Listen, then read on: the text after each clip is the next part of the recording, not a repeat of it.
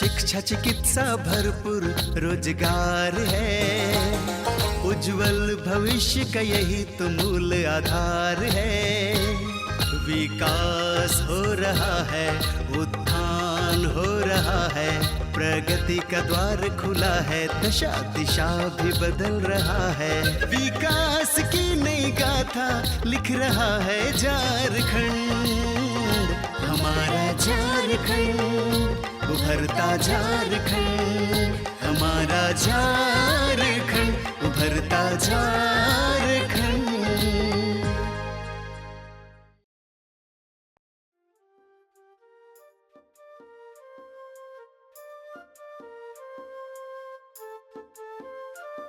नमस्कार, जोहार। मेरा नाम आरती है। उभरता झारखंड कार्यक्रम में आपका स्वागत है। तो आज के इस अंक पे हम बात करेंगे कि एकलव्य तीरंदाजी कैसे युवाओं के सपनों को साकार कर रहा है, युवाओं के सपनों को पंख दे रहा है।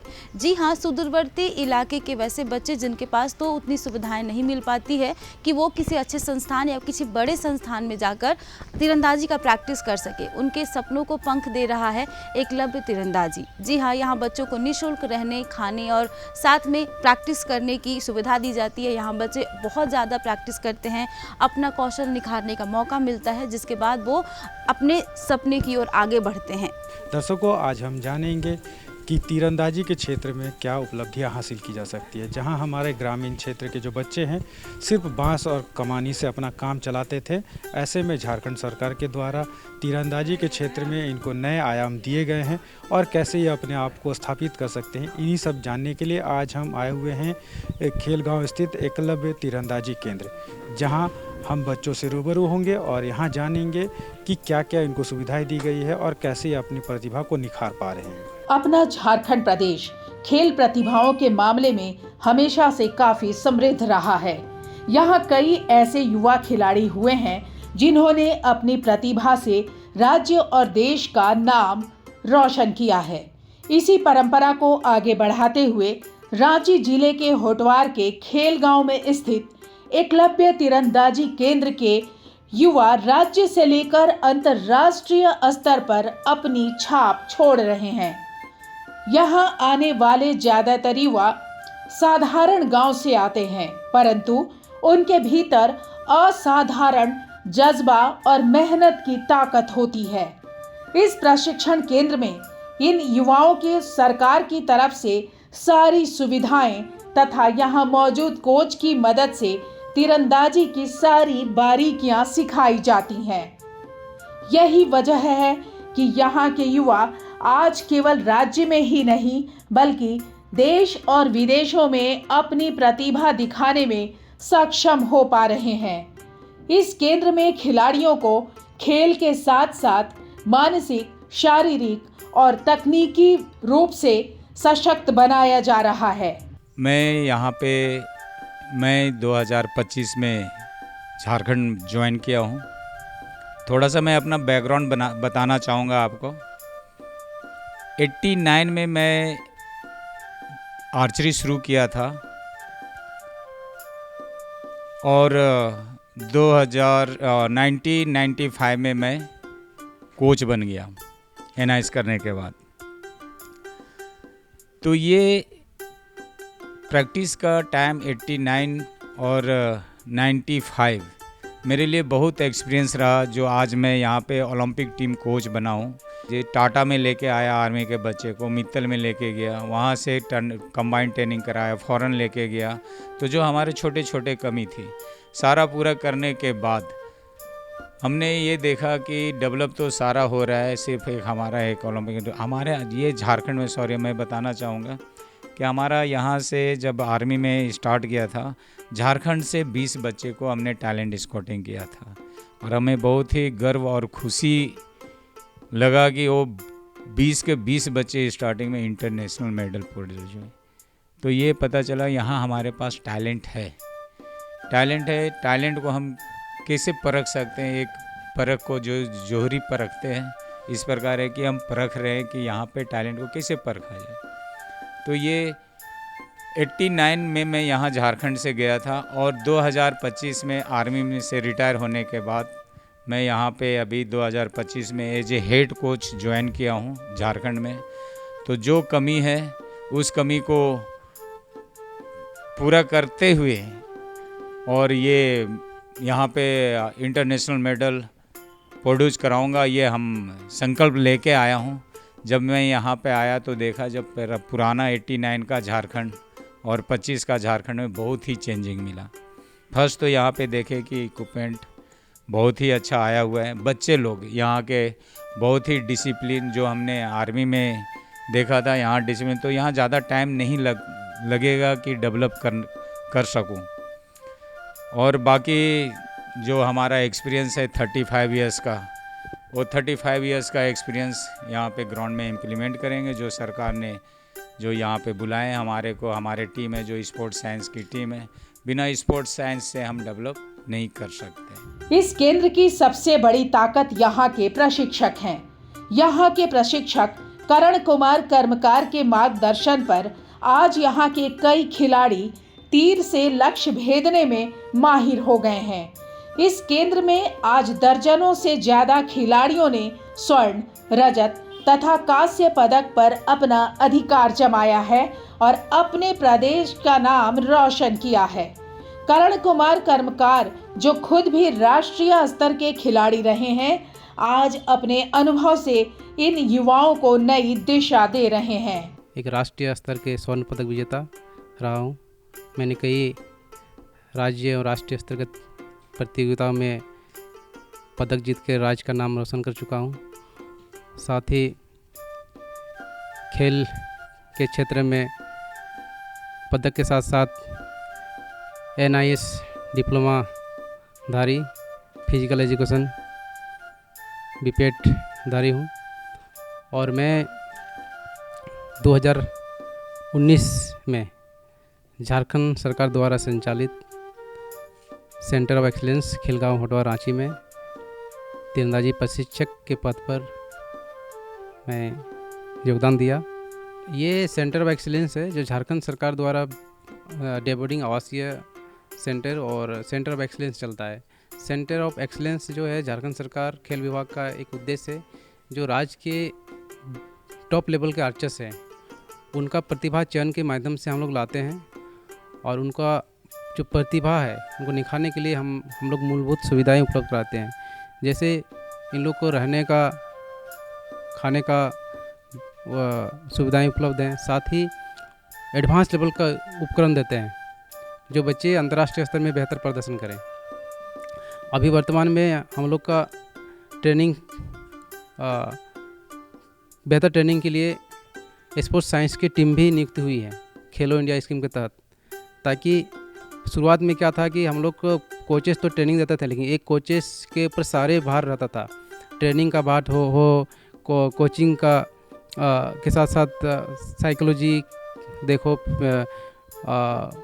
जो भी स्पोर्ट्स साइंस के जो गतिविधि है हम लोग को देखना पड़ता था, जो हम लोग को उसको पूरा नहीं कर पाते थे। लेकिन आज के समय में खेल विभाग की ओर से हम लोग का स्पोर्ट्स साइंस की टीम भी मिली है, तो समय समय पे उसका भी एक साइंटिफिक तरीके से प्रशिक्षण भी हो रही है और उपकरण भी हम लोग का मिल रहा है समय समय पे। अभी हाल ही में हम लोग को खेल विभाग की ओर से कुछ एडवांस लेवल का उपकरण उपलब्ध कराया गया है, जो कुछ बच्चे लोग अभी चला रहे हैं, जो टॉप लेवल का होता है।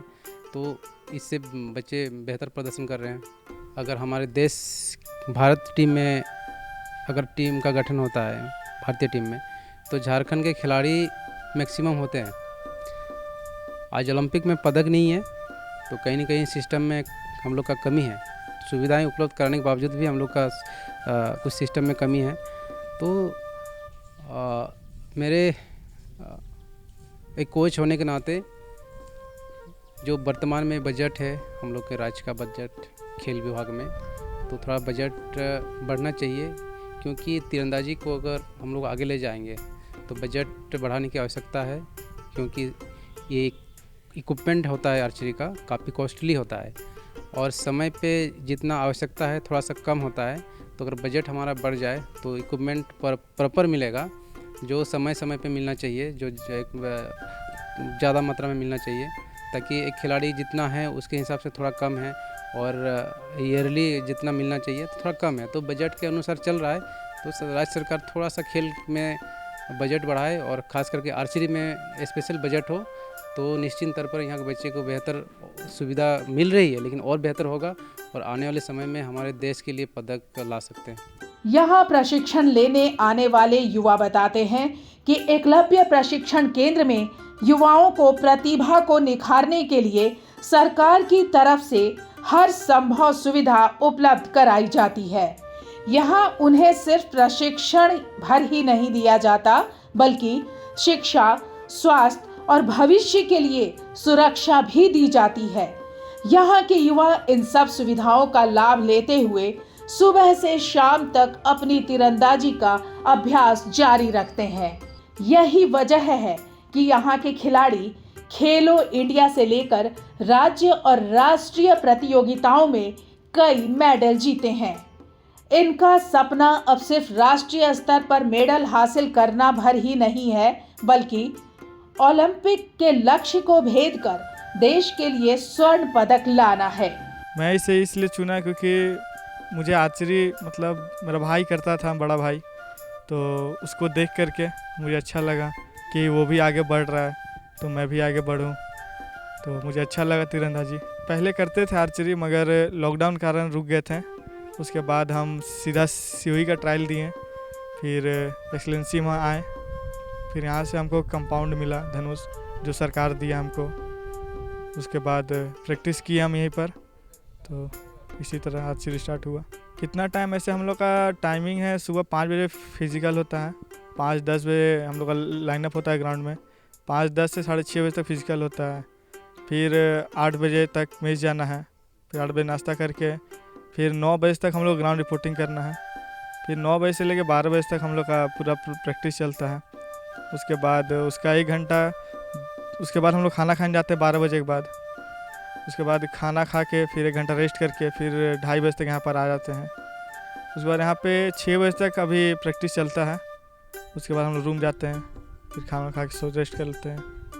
और ऐसे अल्टरनेट डे मतलब अलग अलग दिन अलग अलग चीज़ होता है, जैसे किसी दिन जिम हो गया शाम में, तो उस टाइम शेड्यूल बना हुआ है। मैं एक बहुत ही गरीब फैमिली से हूँ और मैं आर्चरी 3 मार्च 2021 से स्टार्ट किया खरसों एकेडमी में। तो मैं स्टार्टिंग से इंडियन राउंड चला रहा था, फिर इंडियन राउंड में काफ़ी ज़्यादा मेहनत करने के बाद नेशनल पदक जीते मैं। उसके बाद मुझे इंटरनेशनल खेलने के लिए रिकर बो की आवश्यकता था और हमारे घर का बजट इतना नहीं था कि मुझे 3 लाख दे पाए और मैं रिकर बो सेट खरीद सकूं। तो फिर मैं ट्राई किया सेंटर ऑफ एक्सीलेंस रांची में ज्वाइन करने के लिए एकेडमी। फिर सर लोग ने मेरा टैलेंट देख के मुझे ले भी लिए और मुझे रिकर बो की आवश्यकता था, तो सेंटर में भी मुझे इतना फुल इक्विपमेंट नहीं मिल पाया। तो मुझे अपना डीसी सर मेरा मेहनत या फिर मेडल देखते हुए मुझे रिकर बो सेट 3 लाख की दिलाए। मैं सर सीनियर नेशनल गुजरात में गोल्ड मेडल लिया, जूनियर नेशनल राजस्थान में गोल्ड मेडल लिया, फिर और भी काफ़ी कोलकाता हो गया, उड़ीसा हो गया, नेशनल पार्टिसिपेट रहा मेरा। सर कहना तो मुश्किल है क्योंकि मेरा बैकग्राउंड इतना ख़राब है कि मुझे 3 लाख पैसा देना मुश्किल था घर तरफ से। अच्छा हुआ मेरे को सर लोग यहाँ पे एडमिशन ले लिया, मेरा एकेडमी में सेलेक्टेड हो गया, फिर सर लोग रिकमेंड दिलाए। इसी वजह से मैं अभी इंटरनेशनल के लिए भी भाग ले सकता हूँ और आगे नाम रोशन कर सकता हूँ। सेंटर ऑफ एक्सलेंसी से पहले हम साई में प्रैक्टिस करते थे, उसके बाद में वहाँ 1-1.5 साल रहने के बाद फिर सेंटर ऑफ एक्सलेंसी में आए और अभी 1-1.5 साल हुआ है। स्कूल नेशनल और सब जूनियर नेशनल, पिछले बार स्कूल नेशनल में अंडर 19 में गोल्ड मेडल आया था टीम में और इस बार भी अंडर 19 में सेलेक्ट हुए हैं स्कूल नेशनल के लिए। दीपिका दीदी मतलब जब से ओलंपिक खेली हुआ हमेशा मतलब कंटिन्यू वो ओलंपिक में अभी भी मतलब टीम में रहती है, हर एक टीम में रहती है और मेडल लेती है और अभी तक ओलंपिक में आया नहीं है लेकिन आएगा। सब ट्रेनिंग बहुत अच्छे से देते हैं और सबका मतलब बहुत अच्छे से ख्याल रखते हैं और ट्रेनिंग भी बहुत अच्छे से देते हैं, हर एक चीज़ में हेल्प करते हैं चाहे किसी भी चीज़ हो। सर मैं आर्चरी स्टार्टिंग की हूँ 2017 में। पहले मैं स्कूल जाती थी, वहाँ पे ग्राउंड है, वहाँ पे प्रैक्टिस होता था। वहाँ के जो कोच थे वो बोले कि आओ तुम आर्चरी में अच्छा, खेल में अच्छा कर सकती है, क्योंकि घर तरफ जो भी खेल कूद होता था उसमें अच्छे से हम खेलते थे। मेरा मतलब खेल में ज़्यादा मन लगा रहता था, तो वो देख के वो बुलाया हमको आर्चरी में कि तुम प्रैक्टिस करो। फिर हम वहाँ आर्चरी स्टार्ट किए 2017 में। हम आर्चरी में बहुत मन लगता था खुद से भी, और पापा भी चाहते थे, घर वाले लोग भी, कोच भी चाहते थे कि हम अच्छा करेंगे। फिर हम वहाँ प्रैक्टिस स्टार्ट किए 2017 में। फिर वहाँ से मेरा सिलेक्शन हो गया सिल्ली के लिए, सिल्ली बिरसा मुंडा आर्चरी एकेडमी। वहाँ के कोच है प्रकाश राम, उन्होंने मेरा सिलेक्शन किया। फिर हम सिल्ली ज्वाइन किए, वहाँ भी हम अच्छा करने लगे, पर वहाँ कुछ इक्विपमेंट नहीं मिल पाता था, मतलब मिलता था पर टाइम से नहीं, मतलब सारे लोगों का नहीं हो पाता था। इस चलते सर सोचे कि अच्छा करेगी, इक्विपमेंट मिलेगा तो, इसलिए फिर हम ये COE का ट्रायल दिए, सेंटर ऑफ एक्सीलेंसी का। फिर यहाँ मेरा सिलेक्शन हो गया। फिर यहाँ आने के बाद हम यहाँ भी अच्छा से मेहनत करने लगे, अच्छा से। उसके बाद सर हम मिनी नेशनल गोल्ड मेडलिस्ट है, ये SGFI गोल्ड मेडलिस्ट है, यूनिवर्सिटी पार्टिसिपेट है 2 बार। अभी यूनिवर्सिटी होने वाला है सर, 21 तारीख को हम खेलने जाने वाले हैं चंडीगढ़ भटिंडा, वहाँ भी हम पार्टिसिपेट करने वाले हैं। हम खेलो इंडिया खेल चुके हैं, पार्टिसिपेट है, और हम चाहते हैं, मतलब भरोसा है कि अभी हम और बेहतर प्रदर्शन करेंगे और देश के लिए मेडल जीत के आएंगे। हमारे क्षेत्र में, जो कि हमारे ग्रामीण क्षेत्र में आर्चरी को उतना कोई जानता नहीं है, मतलब ये मेरे लिए पहले तो नई बात थी, मेरे को पहले पता नहीं था स्पोर्ट्स क्या होती है। एक भैया थे, उन्होंने जो मेरे को गाइडलाइन किए, जिससे मैं देख के उससे प्रभावित हुआ और आर्चरी ज्वाइन किया। अभी मैं कंपाउंड प्लेयर हूँ और 3 ईयर से मैं 2 SGFI नेशनल अंडर 19 और एक सब जूनियर नेशनल और ईस्ट जोन ऐसे और स्टेट में गोल्ड मेडल मेरा है। यहाँ से जैसे कि गवर्नमेंट हमारे लिए खाने की, रहने की और जितने भी इक्विपमेंट होते हैं वो सारे हमें प्रोवाइड करते हैं, जिससे हम आगे बढ़ सके और स्पोर्ट्स में करियर बना सके। सर मैं जब 6 क्लास में था स्कूल चेंज किया था, उसी समय मेरे जो सीनियर थे वो खूंटी में नया आर्चरी सेंटर खुला था, तो वो लोग पहले ज्वाइन किए थे, तो उन्हीं को देख करके मेरा भी मन किया कि मैं भी जाके देखूँ एक बार क्या होता है, क्योंकि आर्चरी में बचपन से ही मेरा बहुत मन था। बांस का वैसे बना करके खुद से ही बस गए वहाँ और कोच सर से बात किए और बोले कि हमको भी करना है, तो बोले कि ठीक है अगले दिन आ जाओ। फिर अगले दिन गया, वो चेक किए हैंड वगैरह, फिर बोले कि ठीक है आ जाओ, कुछ दिन देख लो, उसके बाद अच्छा लगेगा तो करना और नहीं लगेगा तो कोई दिक्कत नहीं है। तो मैं गया, इंटरेस्ट बढ़ा मेरा और अच्छा, फिर मैं करता गया और अभी यहाँ सेंटर ऑफ एक्सीलेंस में हूँ, प्रैक्टिस कर रहा हूँ, कंपाउंड चला रहा हूँ। झारखंड के रांची जिले का एकलव्य तीरंदाजी केंद्र आज युवाओं में बुलंद हौसले भर रहा है। सरकारी सुविधा तथा यहाँ के कोच के मार्गदर्शन पर यहाँ के खिलाड़ी आने वाले समय में देश के लिए गौरव का कारण बनेंगे। ये केंद्र आज ये सिद्ध कर रहा है कि यदि सही दिशा और संसाधन मिले तो गांव का एक साधारण युवक भी विश्व मंच पर भारत का विजय पताका लहराने का हौसला रख सकता है। प्रधानमंत्री ग्राम सड़क योजना से विकास को गति मिली है। जी हाँ, जब गांव में पहले सड़क नहीं हुआ करती थी, जिसके वजह से लोगों को आवागमन में परेशानी होती थी, साथ में रोजगार का भी उतना साधन नहीं था, लेकिन जब अच्छी सड़क और पक्की सड़क बन गई है जिससे लोगों को आवागमन में कोई परेशानी नहीं है, यानी कि कोई भी मिनटों में जा सकता है और मिनटों में कहीं से भी आ सकता है। अच्छी रोड बनने से अब वहाँ पर रोजगार के अवसर भी मिले हैं, यानी कि अच्छी अच्छी दुकानें भी खुली हैं, और साथ में जो वाहन वाले जिस गांव में या फिर उस जगह पे जाने से कतराते थे, अब वैसी कोई बात नहीं है, क्योंकि सड़कें अच्छी है तो कोई भी वाहन वाले बिल्कुल हाँ कह देते हैं वहां जाने के लिए। अब यहाँ के लोगों को भी परेशानी का सामना नहीं करना पड़ रहा है। किसी भी क्षेत्र की सड़कें उसके विकास का आईना होती हैं। सड़कें न सिर्फ गाँव को शहरों से जोड़ती हैं, बल्कि उसके विकास को नई रफ्तार भी देती हैं। झारखंड के रांची जिले के टाटी सिलवे क्षेत्र में हम इसका उदाहरण देख सकते हैं। जब से यहाँ प्रधानमंत्री ग्रामीण सड़क योजना के तहत पक्की सड़क का निर्माण हुआ है, तब से यहाँ की तस्वीर बदल गई है। पहले जहाँ कच्ची सड़कों पर लोगों का पैदल चलना तक दुश्वार था, आज वहाँ पक्की सड़क के बनने से विकास की नई राह खुल गई है। गांव से शहरों की दूरी सिमट गई है और लोगों के जीवन को नई रफ्तार मिल गई है। मेरा नाम रोहित कुमार है हम लोग इस रोड में पहले बहुत आते जाते रहते थे आगे फॉल घूमने के लिए, लेकिन रोड सही नहीं होने के कारण हम लोग मतलब जा नहीं पाते थे अच्छे से और बहुत सारे लोग भी दूर से आ नहीं पाते थे। अब जो रोड बन गया है उसके कारण क्या है कि हम लोग बहुत जल्दी पहुंच जाते हैं, अच्छे से घूम भी लेते हैं, टाइम भी बच जाता है और जाने आने में मतलब बहुत सारा समय बच गया, अच्छा से हम लोग घूम फिर ले रहे हैं। दुकान भी वहाँ पास पर्यटन क्षेत्र भी थोड़ा सा बढ़ गया है, बहुत से अगल बगल जो लोग हैं उनको रोज़गार भी मिल गया है वहाँ पास, तो ये बहुत अच्छा सुविधा हुआ है। यहाँ टाटी सिल्वे नज़दीक में छोटा बाज़ार है वगैरह, वहाँ से यहाँ लोग का कम्युनिकेशन यहाँ से इजी हो गया वो लोग को, और पब्लिक ट्रांसपोर्ट भी इजी हो गया है। अब ऑटो चलने लगा है गंगा घाट के लिए, यहाँ नज़दीक में स्टेशन है, वहाँ आना जाना आराम हो गया, सब कुछ अच्छे से हो रहा है। पक्की सड़क बनने से पहले यहाँ आवागमन की स्थिति बहुत ही दयनीय थी। यहाँ गाड़ियों का आना जाना बड़ा मुश्किल था। 20 मिनट के सफर को तय करने में घंटों लगते थे। ऊबड़ खाबड़ सड़क की वजह से गाड़ियां जल्दी खराब होती थीं। इसी वजह से यहाँ गाड़ियों का आना जाना भी कम होता था। इसकी वजह से ना तो बच्चे नियमित रूप से स्कूल जा पाते और ना ही किसान अपने उत्पाद बाजार तक ले जा पाते। सड़कों के बनने से अब यहाँ के लोगों की परेशानियों को विराम मिल गया है। हाँ, बहुत अच्छा हुआ। अभी पहले जो मेरा रास्ता था पूरा ऊबड़ खाबड़ था, अभी हम लोग टाटी सिल्वे से जरगा 15-20 मिनट में पहुंच जाते हैं। और अभी माइलेज भी बहुत अच्छा है टेम्पो का भी। हाँ, स्थिति भी ख़राब हो जाता था, टायर और घिस जाता था, अभी तो रोड एकदम बहुत अच्छा हो गया है। कम से कम आधा घंटा से भी बेसी लग जाता था, 1 घंटा भी लग जाता था पहले, अभी 20 मिनट में पहुंच जाते हैं टाटी सिल्वे से। अभी फ़िलहाल सबके लिए ठीक है। बाइक में भी कोई आदमी आता है तो बहुत अच्छा का बोलता है, बहुत रोड अच्छा है। इस रोड के बनने से बहुत ही फ़ायदा है, समय का बचत है आने जाने का, और बहुत सारा फ़ायदा तो है ही है। पहले आने जाने में समय का माने ज़्यादा समय लगता था, गाड़ी भी खराब होता था।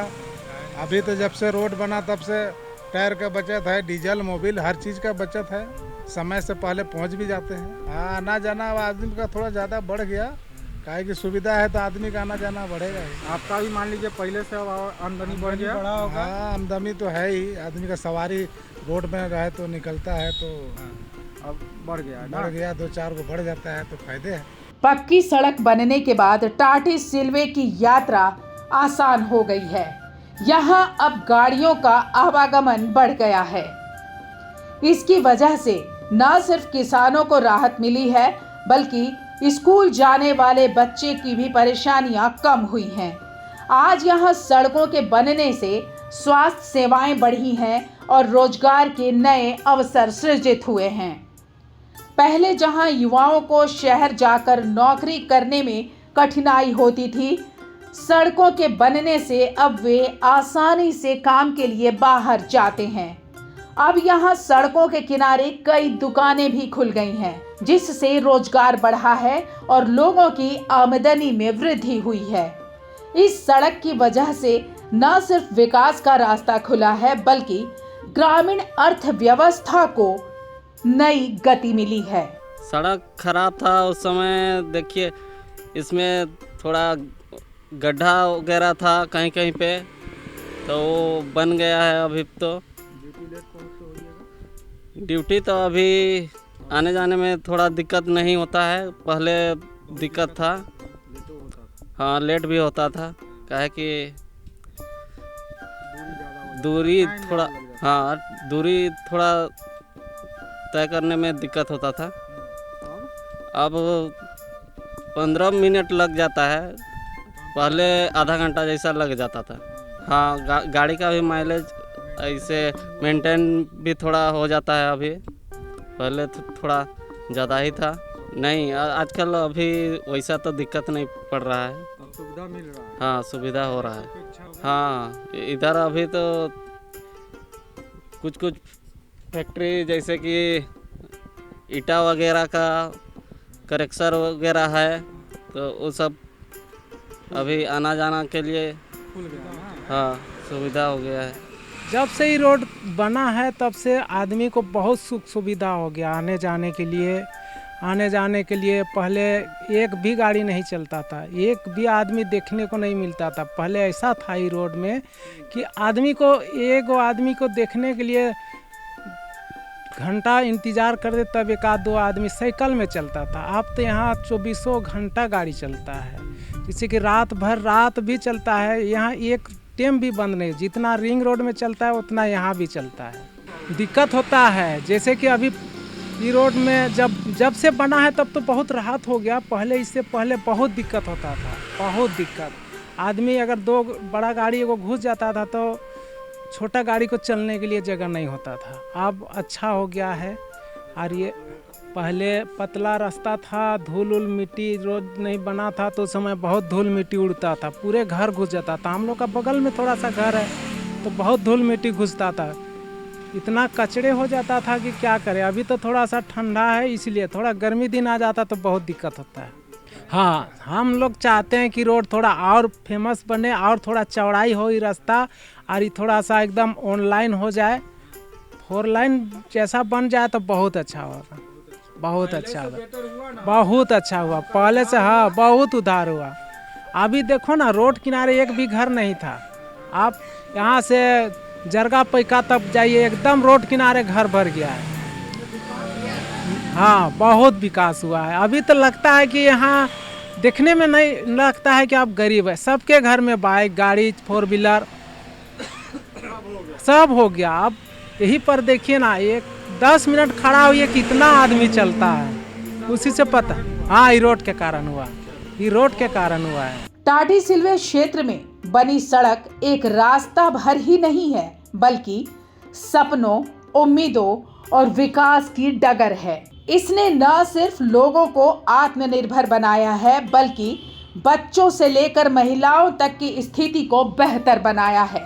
इस सड़क ने ये साबित कर दिया है कि जब ये गांव तक पहुंचती है तो विकास आपके घर के द्वार तक पहुंच जाता है। हम इसी तरीके से बातों का सिलसिला जारी रखते हैं, लेकिन फिलहाल वक्त हो गया है आपसे विदा लेने का। हम मिलेंगे एक नई अंक में नई कहानी के साथ। तब तक हमारी टीम के साथ हमें दीजिए इजाज़त। नमस्कार, जोहार। विकास की नई गाथा लिख रहा है झारखंड, हमारा झारखंड, उभरता झारखंड, हमारा झारखंड, उभरता झारखंड।